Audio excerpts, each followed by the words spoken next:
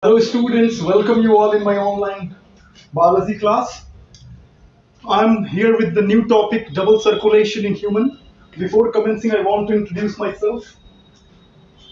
I'm Raj Prajapati and here I'm with the topic double circulation in mammals.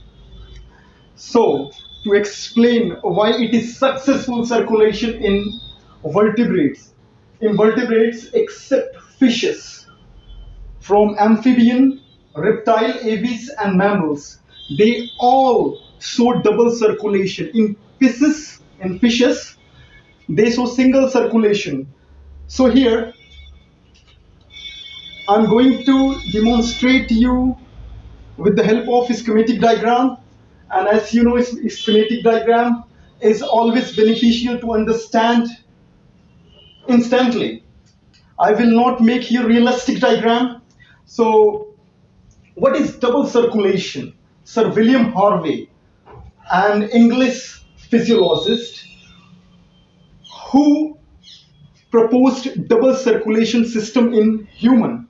Here in double circulation, especially in double circulation in heart, blood is coming twice in the heart and the blood may be intermixed or may not be intermixed. But here in human, blood, oxygenated blood and deoxygenated blood never mix with each other. So here, it is most efficient circulation in mammals, and I'm going to make you a schematic diagram to demonstrate you. So say, right atrium. As you know, in right atrium, there is always deoxygenated blood coming from inferior vena cava, superior vena cava, and coronary sinus. Now, this atrium will send its blood into right ventricle, and here I'm going to write deoxygenated blood. Now the deoxygenated blood is moving into the right ventricle through an orifice known as arterioventricular orifice. Now it contracts and sends its blood through pulmonary arc,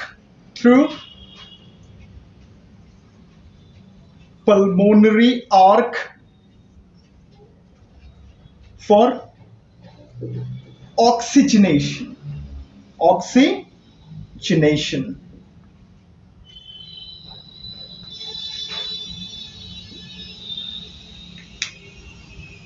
Why oxygenation? And as you know, oxygenation will take place in the lungs. So lungs play crucial role here for oxygenation of the blood. So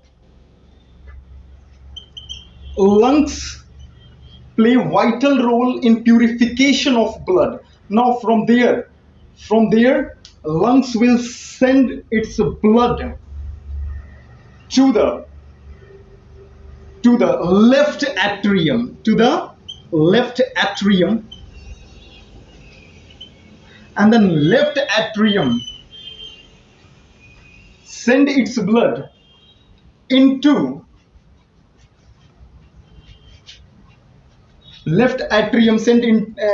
its blood into left ventricle. Now here I'm going to write oxygenated blood.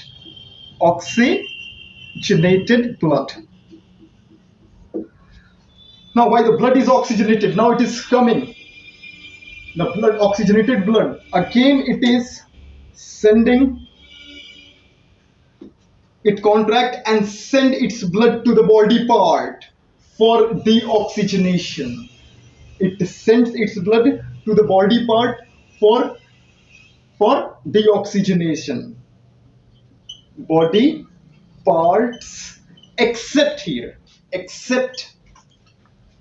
lungs for Deoxygenation. Deoxygenation. And now, how this will send? Through an artery, that is aorta. Through aorta. Through aorta. Now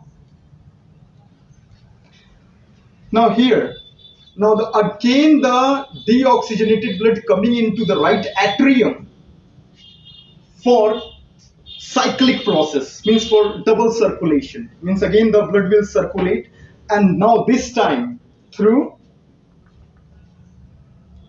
IVC. IVC means inferior vena cava, SVC superior vena cava, and coronary sinus. Now I'm going to divide this schematic diagram to give you information of which way is pulmonary circulation and which way is systemic circulation. So I'm going to make a dotted line. This side, right ventricle, then left atrium. This circulation is known as pulmonary circulation.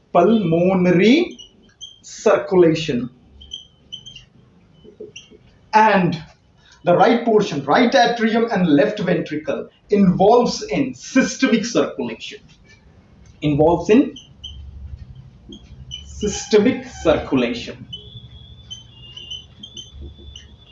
So I'm going to make circle pulmonary circulation and systemic circulation to differentiate between two types of circulation. Now here in mammals, oxygenated blood and deoxygenated blood never mix with each other because there is septum in heart, and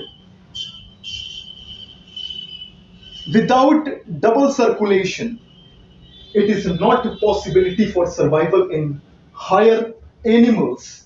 In fishes it is different. In fishes the circulation of blood is taking place from gills to heart and then body part. So single circulation is coming. And in mammals, especially, human is also mammal, so I'm always taking the name mammals. In mammals, circulation of blood is like that: heart, then lungs, then heart, then body system. So students, I told you about the circuit diagram in circulation pathway in fishes and mammals. The circulation pathway is gills, heart, and then body part in fishes. And in mammals, heart, lungs, heart, and body parts. So this is the schematic diagram, schematic representation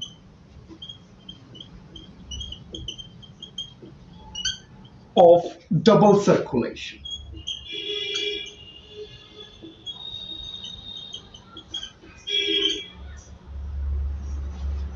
So,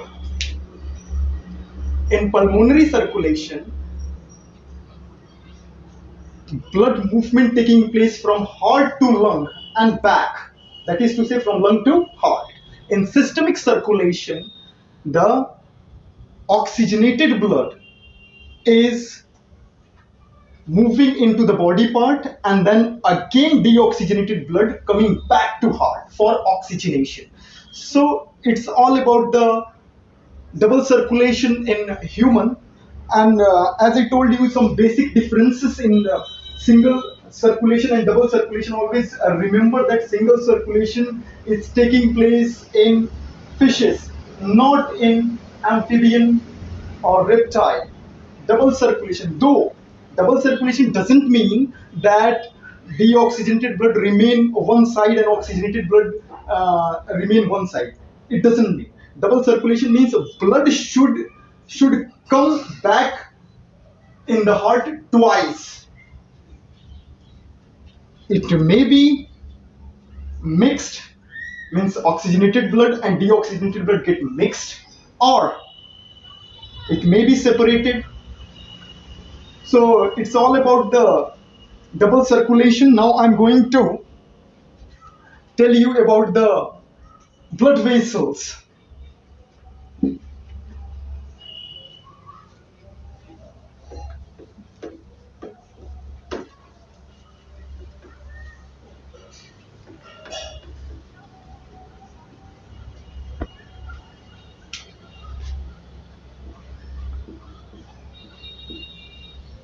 Blood vessels. See here. In human, three types of blood vessels are there, generally, and excluding the lymphatic vessel. I'm talking about the blood vessel, means the vessel which contains the blood. So three types of blood vessels. Number one is artery. Number two is vein. And number three is capillary.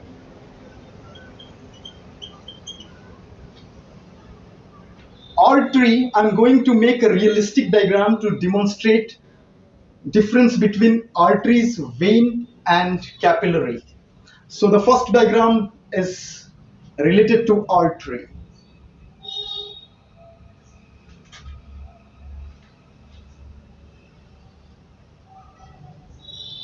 If we are talking about this one, this is the lumen.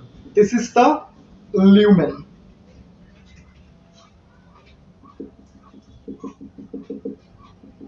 I'm just making dot structure to distinguish between the layers. It is made up of 3 layers.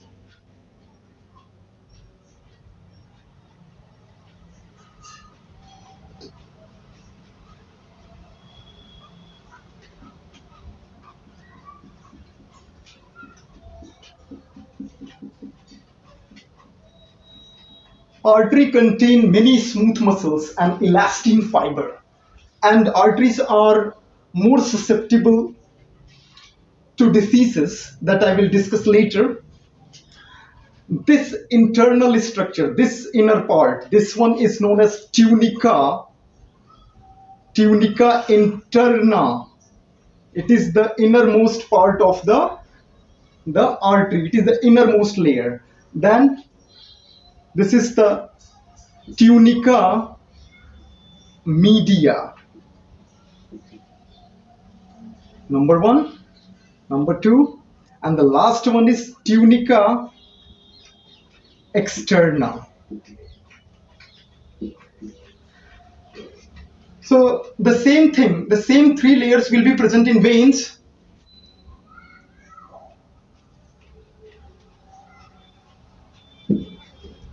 But the difference I will tell you,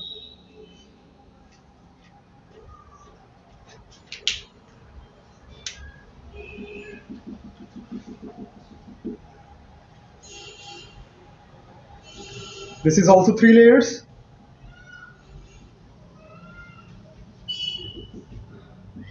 This is tunica externa,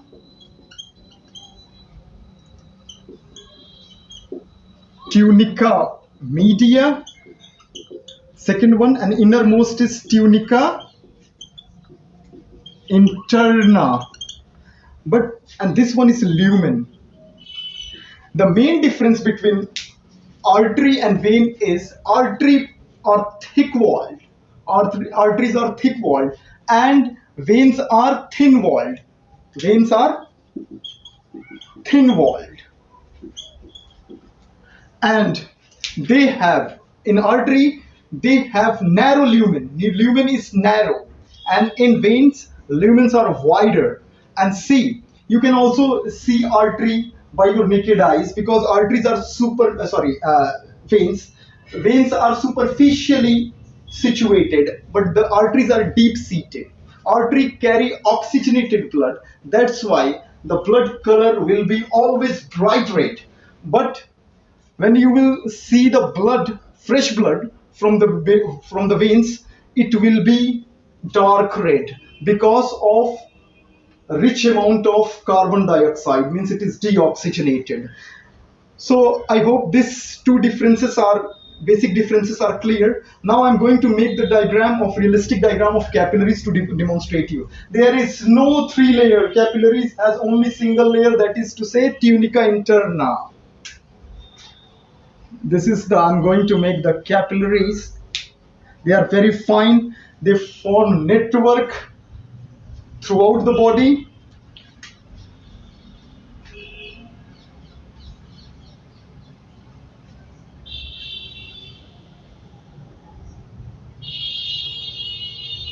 Very thin. Very thin-walled. Thin-walled. For efficient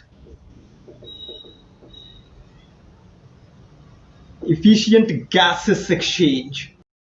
Now the students, how capillaries are forming. See, arteries and veins. Artery divides into finer branch, or in other words, you may say that artery breaks into finer branchings, and this branchings is known as arterioles. This branching is known as arteriole. Then arterioles further break into finer capillaries.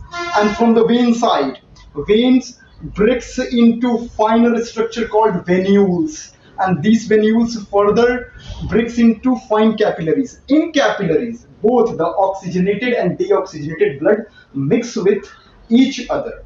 And why arteries breaks into finer arterioles and why veins are breaks into finer venules? Because for efficient gases exchange and exchange of nutrition through diffusion process, and without capillaries it is not possible. And also I'm telling you, in the pressure of blood in arteries are maximum, pressure of blood in the veins are minimum as compared to artery, and the pressure of blood in capillaries are very minimum. The term capillaries was coined by Marcello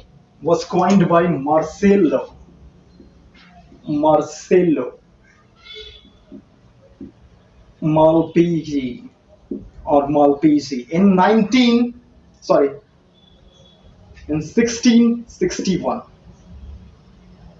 in 1661. So it's all about the blood vessels. In next video, I will make another topic related to circulation of the blood. And I request you, please like, share and comment on my video, and feel free to ask any question regarding the chapters. Thank you.